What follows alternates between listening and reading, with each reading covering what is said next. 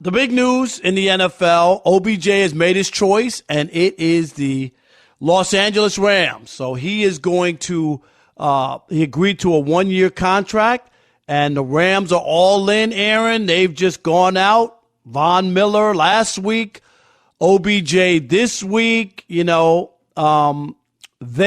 have decided that they want to win the Super Bowl, very much so, and they're going to be all in. And there's no knock. I mean, you pick up a guy like that, you hope he has something left in the tank. You hope he still has the energy and he's not going to mess up the chemistry that you already have. You're a 7-2 football team. I don't think the offense was the problem. I know Deshaun Jackson, right? They released him and he moved on. So in essence, OBJ is replacing him, which is fine. I don't see anything there, but I don't think anything changed in the NFL or the NFC, or the Rams are now the overall favorites to get to the Super Bowl from the NFC or win the Super Bowl because they got OBJ. I don't look at it as that kind of pickup. I'm not knocking it because if they catch lightning in a bottle, he could be a force and has been a force in the NFL. So we know what he's capable of. We just haven't seen it in we just didn't see it in Cleveland. It was a disaster. And the funny thing is everybody was ripping on Baker Mayfield after they released him, and then they went out and won big time as if they weren't even bothered whatsoever about not having OBJ. It wasn't like they wilted away and died. And to make my point about the odds in Vegas at BetMGM, Rams Super Bowl odds before the Odell signing was plus 800. Rams Super Bowl odds after Odell signing is plus 800. Well, I mean, and that kind of speaks to what my first reaction is that I think we're going to find out pretty quick what Odell has left in the tank. But I also think, to presume and to get excited about this as if it's 2015 Odell Beckham, we need to pump the brakes. And maybe he does have something left in the tank, but he's 29 years old. He obviously missed a good chunk of last season because of a major knee surgery. And, Rob, I was kind of blown away. So I went back and kind of looked at the stats. He has had in his entire career one 100-catch season, and he has, in the last 5 years dating back to 2016, he has not had anything more than 80 catches since 2016.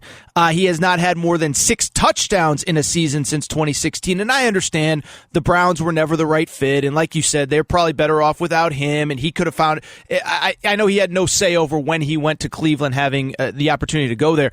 But I think people would be kind of blown away.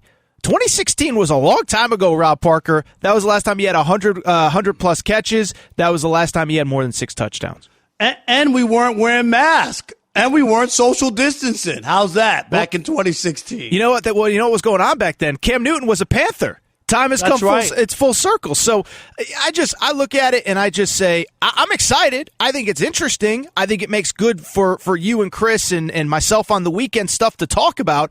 I just don't know if it's going to be the impact that everybody thinks it is. And here's the other thing, too. LA's become now, and Aaron, you've lived here longer than me, but LA has become like star heaven for players. That's where we are now. It's just star-studded. Going from LeBron coming here, stealing Anthony Davis away from the Pelicans. They had a chance to get Buddy Hield, who probably fit better with that team. That's not a big enough name. They go get Westbrook. Then we saw the Dodgers. They got a payroll that's like about $100 million more than the Yankees, and it didn't stop them from getting Trey Turner and Max Scherzer at the trade deadline. How'd that work out for the Dodgers? Did they win the World Series or not? Last time I checked, they were not even in the World Series. Correct me if I'm wrong there, though. But they did get the biggest fish, didn't they? They got the guy who led the National League in hitting, Trey Turner, and a stud ace pitcher to go to the top of the rotation. But and then the Rams. The Rams, they went out. They got Von Miller last week. Now they got OBJ. They said Jared Goff, who led them to the Super Bowl, was the worst thing who ever quarterbacked in the history of mankind, and he was the problem, and they went and got Matthew Stafford, and now he's the Messiah, despite never winning a division or winning a playoff game. But here we are, And I'm just curious, as we go forward, how this fits in. And you're right. People will look to see what OBJ can do. It's been a while. We all know. And for people who try to discount him as if he's not great, he was great. Go look at the records he set. And you know this.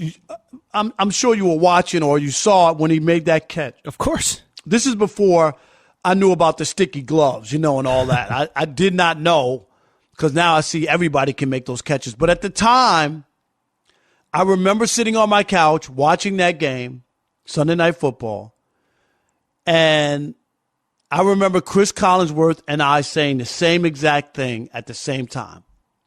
That might be the greatest catch I ever saw. Am I right? Wasn't it one of those moments, Aaron? Absolutely. Yeah, it was one where if you're a sports fan, you know where you were, what you were doing when it happened. I agree. And that's why when people try to act like, well, he's not all that. Well, he was. I'm not saying he's still on that level, but don't act like he didn't do anything in the NFL. Because if you do, you're just not being honest or genuine. So let me ask you a question, because I know that you're a huge fan of Aaron Rodgers, independent of what's happened the last week, 10 days. I know you're not a fan of Tom Brady. Where do you have does this change anything for you in the Super Bowl terms? And then also, just where do you think the Rams are in the NFC? Because it's a lot of nice puzzle pieces that sound great on paper, but you're still going to have to probably go through Tampa, Dallas, Green Bay. Two of those three, you're probably going to have to play. Don't forget Arizona. Great call. You're not even mentioning them, and they have a better record. You know what I mean? Absolutely. So no, it's not a lot. Nothing's changed for me. I still think there's a long way to go for the Rams. The Rams winning at Green Bay last year with the best defense in the NFL. Gave up 32 points and lost to Aaron Rodgers and the Packers. That was last year. They had the best defense. They don't have the best defense this year. Sure. Right? Correct. It was the best last year. And then, I've watched every snap from Matthew Stafford in the beginning of his career until I came out here, and I'm out until I see this guy in a big game put up the type of numbers he puts up against the also-rans. I just haven't seen it consistently. I haven't seen him win big games, and he's never won a division in 12 years, never won a playoff game, 0-3. So until he does that, I'm out on the Rams. I think it's perfectly fair, and I just think, again, it sounds sexy, it's fun. And by the way, I get why they did it, right? I mean, Matthew Stafford's 33 years old. Von Miller's 32 going on 33. Aaron Donald's on the other side of 30. The window is small. The Super Bowl is in L.A. this year. And listen, they've had guys step in and have success, kind of those big marquee kind of names and personalities and all that stuff. I'm more than anything, I'm just curious to see how much Odell has left in the tank. It was never going to work with Baker Mayfield. Baker Mayfield's a short passing, kind of quick timing routes kind of guy. He's not throw the ball 60 yards downfield and let Odell run under it. So I'm interested. I'm excited. But from my perspective, I kind of feel the same way as you do, Rob. I don't know that it drastically changes how I feel when the Rams are going to have to play the Bucs, the Cardinals, as you said, the Cowboys, Packers, teams like that. No doubt. All right.